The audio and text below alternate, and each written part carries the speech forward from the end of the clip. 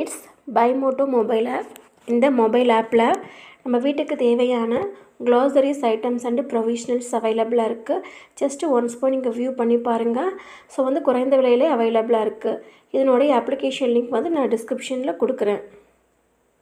ஏன் சைக்கிளில் வர இவ்வளோ சம்பாதிக்கிற, நீ ஏன் டூ வீலர் வாங்கக்கூடாதா, பைக் வாங்கக்கூடாதான்ட்டு நமக்கு பிடிச்சதை செய்யும் போது இன்னும் நம்ம ரொம்ப சந்தோஷமா இருக்கணும் மேடம். அந்த மாதிரி எனக்கு பிடிச்சதை நான் செய்கிறேன். உனக்கு கஷ்டமா இருந்தா நீ பார்க்காத, என்ன நீ டூ வீலர் வச்சிருக்கிறதுல எனக்கு எந்த யூஸ் இல்லை, என்னோட சைக்கிளை பற்றி நீ கமெண்ட் பண்ணாத அப்படின்ட்டு போயிட்டு. ஏன் அந்த சைக்கிள்ல இருந்து நீங்க மாறவே இல்லை?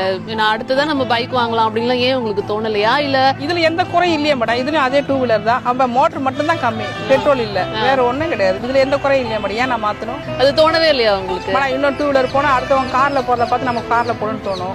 அது ஆசை மாறிட்டே இருக்கு மேடம். வேண்டாம், பேராசை பெருநஷ்டம். அடுத்தவங்க எதிர்பார்ப்புக்கு நம்ம வாழ்றதை விட நம்ம மனசுல தோன்ற ஆசையோட இருந்தோம்னா சந்தோஷம் மேடம். எதுலையுமே நம்ம பேராசை இல்லாம நம்ம மனசு ஆசைப்பட்டோமா, நமக்கு உரியதா நினைச்சு நம்ம வாழ்க்கை ஆரம்பிச்சோன்னா நம்ம ஸ்மூத்தா போயிட்டு இருக்கோம். அடுத்தவங்கள பார்த்து நம்மளும் அதே குழியில இறங்கணும்னு நினைச்சேன்னா நமக்கு தான் அது பேராபத்து. நான் துணி கையில தான் எடுத்து வைக்கிறேன், வாஷிங் மிஷின் கிடையாது. வீட்டுல பெருக்கிறது முறைக்குன்னு எல்லாமே வேலைக்காரி கிடையாது, வாஷிங் மிஷின் கிடையாது. என்னோட வீட்டுல நான் தான் வேலை செய்வேன், என்னோட பிள்ளைங்க தான் எனக்கு வேலை செஞ்சு கொடுக்கும். இதுல வந்து நம்ம சம்பாதிக்கிறோம் வேலைக்காரி வையினா கழுவுனா பார்த்து நம்ம பிரிச்சு பார்த்தா உள்ள பிசுக்கு இருக்கும், அப்புறம் திருப்பி நம்ம கழுவணும். நமக்கு அது வேண்டாம். வாஷிங் மிஷின்ல துணியில நம்ம காலர்ல இது பண்ணிட்டு தான் திருப்பி போடணும். அது எதுக்கு?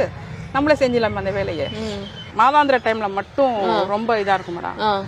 அந்த டைம்ல ஸ்டேஷன்ல நம்ம அதாவது என் கூட சக ஊழியர்கள் இருப்பாங்க, அம்மா நீங்க போய் ரெஸ்ட் எடுங்க சொல்லிட்டு எனக்கு ரிலாக்ஸ் பண்ணிருக்காங்க மேடம். மற்ற மாதிரி டைம்ல எனக்கு என்ன ஒரே ஒரு இதுனா கன்சீவ் ஆகிறது தெரியாமலே நான் ஓட்டி எனக்கு அபார்ஷன் ஆயிடுச்சு.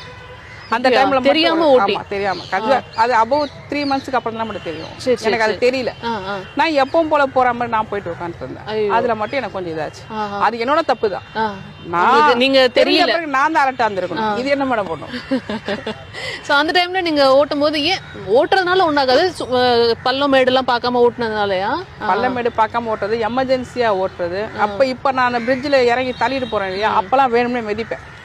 அப்ப சின்ன வயசு இல்லையா, பிஃபோர் 20 years இல்லையா, அப்ப நான் மிதிக்கும் போது எனக்கு தெரியல, அதனால ஆச்சு. அதனால ஆயிடுச்சு. அதுக்கப்புறம் வந்து திருப்பியும் கன்சீவ் ஆனதுக்கு அப்புறம் குறைச்சிக்கிட்டீங்களா? ஆமா, அதாவது எனக்கு தெரியல இதனாலதான் ஆச்சுன்னு தெரியல. அப்புறமா எங்க அம்மா 2 இதான பிறகுதான் எங்க அம்மா யோசனை பண்ணி, ஆமா 2 தான் ஆன பிறகுதான் எங்க அம்மா யோசனை பண்ணி வேண்டாம்மா இதனாலதான் உனக்கு ஆகும் சொல்லிட்டு கொஞ்சம் அவாய்ட் பண்ணுமான்னாங்க. ஏன்னா அப்ப எனக்கு ஆனதே 29 மேடம். அதுக்கப்புறம் 2 ஆனா திருப்பி நம்ம வர மரம் கிடைக்கிறது. அதனால இப்ப எத்தனையோ ஃபெர்டிலிட்டி சென்டர் தான் நிறைய ஏகப்பட்டதா இருக்கு. அதான் வேண்டாமா சொல்லிட்டு அப்புறம் கொஞ்சம் அவாய்ட் பண்ணுவான்னு சொன்ன பிறகு அப்புறம் நார்மலா. ஆனா நீங்க சொல்றது கரெக்ட் தான். ஆனா பிஃபோர் பிரெக்னன்சி வந்து சைக்கிள் கண்டிப்பா யூஸ் பண்ணலாம். அந்த டைம்ல மட்டும் வந்து ஒரு 3 மாசம் யூஸ் பண்ண கூடாது, அப்படிதான் நீங்க சொல்றது நான் எடுத்துக்கணும் நினைக்கிறேன். ஆமா மேடம். ஃப்ரம் த 3 அதான் பிகினிங் 3 months நம்ம உஷாரா இருந்துக்கணும். ஆஃப்டர்ல அதுக்கு மேல நம்மளால ஓட்ட முடியாது, அப்ப நம்ம உஷாராவே போவோம். ஆமா, அப்ப அதனால அந்த அலர்ட்னஸ் தெரியற வரைக்கும் இப்ப நம்ம எதிர்பார்ப்போம் இல்லையா மேடம். இப்ப கல்யாணம் ஆயிட்டு ஒரு 6 மாசம் ஆயிடுச்சு, அப்புறம் நம்ம எதிர்பார்ப்பு இருப்போம். அந்த டைம்ல கொஞ்சம் அவாய்ட் பண்ணா கரெக்டா. எல்லாருக்கும் அப்படி ஆகும்னு சொல்ல முடியாது. கண்டிப்பா அது வந்து தெரிஞ்சுட்டு கொஞ்சம் கேர்ஃபுல்லா இருக்கணும் அப்படின்னா. நீங்க வந்து 2 தடவைங்க போது நீங்க அது ஒரு எக்ஸ்பீரியன்ஸா நீங்க ஷேர் பண்றீங்க, அப்படிதான் அதை எடுத்துக்கணும். நீங்க 22 வருஷமா வந்து இந்த சைக்கிள் ஓட்டுறீங்க, உங்களுக்கு ஒரு அங்கீகாரம் வந்துட்டு இந்த சைக்கிள் ஓட்டுனதுனால கிடைச்சிருக்கு. அப்படிங்கிறப்ப உங்ககிட்ட மாத்தி முன்னாடி வேற மாதிரி பேசியிருந்திருப்பாங்க, இப்ப அந்த விஷயம் வெளில வந்து உங்களுக்கு ஒரு பேர் வந்ததுக்கு அப்புறம் மாத்தி பேசினவங்க எல்லாம் இருப்பாங்க இல்லையா? ஆமா மேடம். எப்படி இருந்தது அந்த தருணம்? இப்ப மூஞ்ச திருப்பிட்டு போனா கூட நின்னு பேசுறாங்க. ரோட்ல போறவங்களும் வந்து மேடம் உங்களை பேப்பர்ல பார்த்தேன் நீங்க தானே அது சொல்றாங்க.